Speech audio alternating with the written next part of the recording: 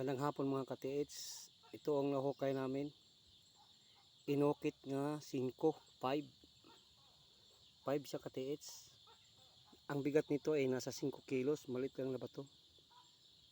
Yan. Yan mga ka-TH. Oh. 5 yan. Anong meaning nito? Ang ibig sabihin nito? Dito namin nakuha mga ka-TH. Oh. Yan. Yan ka-TH. Oh.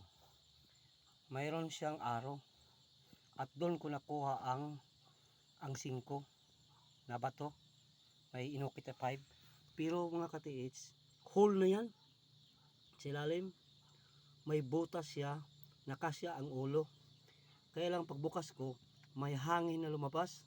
Malakas na pressure, ang lamig. Pero bigla na lang nawala yung hangin, basta may lumabas na hangin. At ito parang trap ka-TH. Oh. Nasa 3 meters na yan. Yan, may butas sa ilalim. Mga ka-TH, kung alam nyo, sana i-text mo kami, turuan mo kami kung tama ba ang aming hukay. Yan ang arong sinunod namin.